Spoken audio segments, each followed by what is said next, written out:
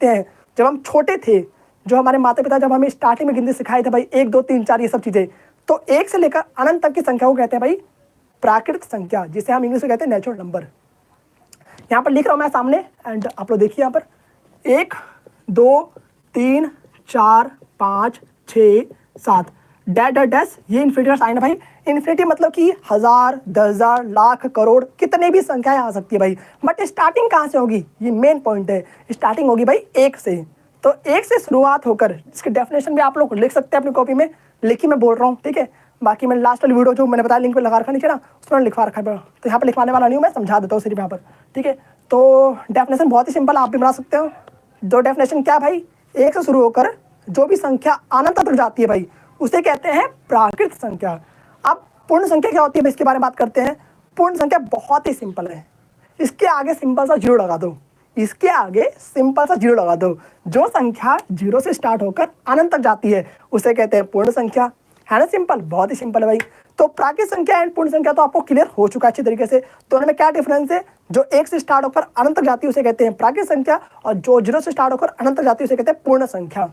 अब बात करते हैं पूर्णांक, जिसका जिक्र भाई परमेय संख्या में होने वाला है, मतलब कि साल चैप्टर में भी होने वाला है पूर्णांक का जिक्र। तो पूर्णांक सबसे इंपॉर्टेंट है, बिल्कुल बेसिक से कराऊंगा आप लोगों को, टेंशन बिल्कुल मतलब जितने भी जिनको कुछ भी नहीं आता भाई, अगर वो भी लाइव क्लास देख रहे होंगे भाई तो डेफिनेटली आपको आने वाला है भाई, एंड आप सीख जाएंगे। हाँ, पर जो मैंने कहा भाई उसको फॉलो करना पड़ेगा आपको, सिर्फ देखने से नहीं आने वाला। कोई मूवी नहीं चल रही है जो आप लोग देखेंगे सिर्फ और सुनेंगे आपको आ जाएगा। जो मैं करवा रहा हूँ आप लोग को पोस्ट करके करना भी होगा ट्राई। और मैंने आप लोग से कहा था भाई शॉर्ट्स में कि आप लोग रिवाइज करके आना, लास्ट की जितनी सारी वीडियोस आ रखी है भाई आप लोग के लिए मैंने प्लेलिस्ट आप लोग के लिए मैंने प्लेलिस्ट बना रखा है भाई, जाकर देख सकते थे आप लोग, बट आप लोगों ने नहीं देखा तो कोई बात नहीं, काफ़ी सारे बच्चों ने देखा भाई, बहुत ही बढ़िया। चलिए अब बताते हैं आप लोग को यहाँ पर पूर्णांक क्या होता है भाई, रफ कर दे इसको। पूर्णांक ये बहुत सिंपल है, काफ़ी सारे नए बच्चे जुड़ रहे हैं, पूछ रहे हैं इसका साइन क्या होता है भाई।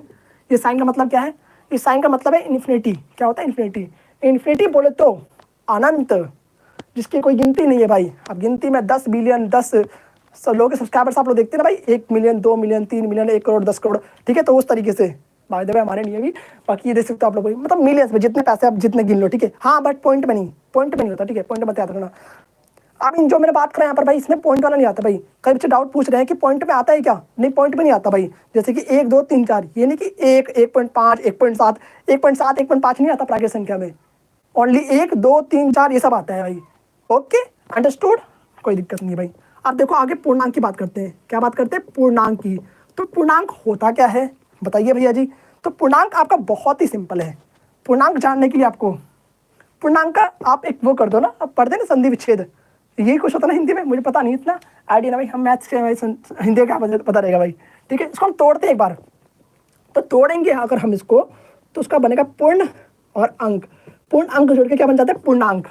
तो पूर्ण अंक, अगर हम सारी की सारी संख्याओं के बारे में बात करें तो उसे कहते हैं पूर्णांक। सारी संख्या में भाई पॉइंट वाला नहीं आना पड़ा, मैं यहाँ पर बता रहा हूँ पॉइंट वाला। कई बच्चे कंफ्यूज होते हैं भाई, अभी आप लोग पूछेंगे आगे परमेय संख्या वाले में, तो आप लोग कंफ्यूज ना हो तो मैं आप लोगों को समझाता हूँ। यहाँ पर आपको पॉइंट वाला नहीं आने वाला। सभी संख्या मतलब कि सभी में आता है आपका नेगेटिव एंड पॉजिटिव ही।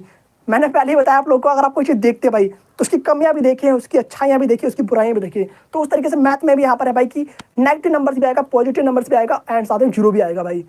तो 0 से स्टार्ट हो जो संख्या धनात्मक की और अनंत तक, धनात्मक बोलते हैं पॉजिटिव, और जो संख्या ऋणात्मक की और अनंत तक जाती है उसे कहते हैं पूर्णांक। ओके, अंडरस्टूड, मैंने आपको बता दिया और आप लोगों ने समझ भी लिया, बढ़िया है।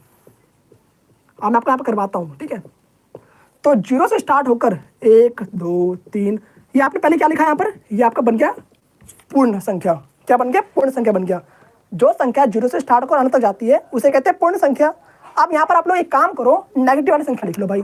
नेगेटिव बोले तो -1 -2 -3 -4 and dash dash dash dash इस तरीके से, ठीक है। तो बस इसमें दोनों में अंतर क्या है भाई, आप पहले पूर्ण संख्या लिख दो और इस तरफ माइनस का भी लिख दो भाई, एंड माइनस प्लस दोनों मिलाकर और साथ में 0 मिलाकर क्या बन जाएगा, पूर्णांक बन जाएगा, ठीक है। अब सबसे बड़ा एक क्वेश्चन ये है कि 0 पॉजिटिव होता है या फिर नेगेटिव होता है। सबसे बड़ा क्वेश्चन आपका डाउट आ रहा है कि भाई 0 पॉजिटिव होता है फिर नेगेटिव होता है, बताओ भैया। तो 0 ना तो भाई पॉजिटिव होता है ना तो नेगेटिव होता है। इसके लिए आप नीचे लिख भी सकते हैं एक चीज़, 0 ना ही पॉजिटिव होता है, ना ही धनात्मक होता है, ना ही ऋणात्मक होता है।